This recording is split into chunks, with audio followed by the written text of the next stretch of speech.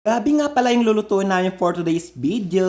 Makakasama pa rin natin si Mayor at Chen sa mga te. Bago natin umpisaan yung for today's video, isa-shoutout muna natin si Angka Gracia mga te. Sir Albert, shoutout mo naman ako, kapwa mo OFW. Makaser ka naman, wagas.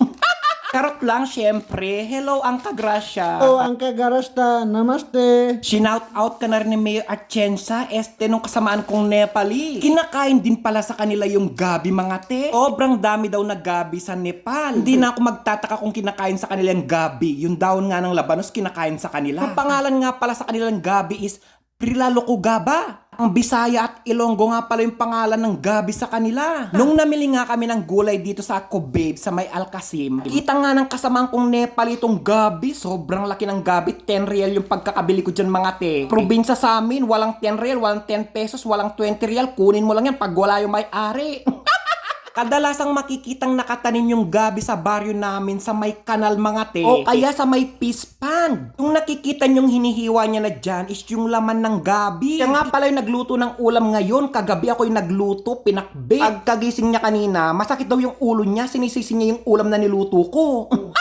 Kaka-cellphone mo yan, sabi ko, grabe, 24 hours yata siyang tumatawag sa kanila. Kaya sumasakit yung ulo mo, kulang ka sa tulog, sabi ko sa kanya. Yung niluto ko daw pinakbit, dun daw siya sumakit yung ulo. Tinisin niya talaga yung pagkakaluto ko ng pinakbit. Sobrang sarap pa naman ng pinakbit, mamaya i-upload ko yun. Mamaya, ito yung magiging ulam namin, itong gabi na may curry. Paprank ko siya mamaya, pagkakain ko nitong niluto niyang gabi na may curry, kunwari mahihilo ako. Sobrang sarap pa naman ng pagkakaluto ko ng pinakbit. May bunga pa namang lunggay. Tapos dahil daw doon nahilo siya. Sana all.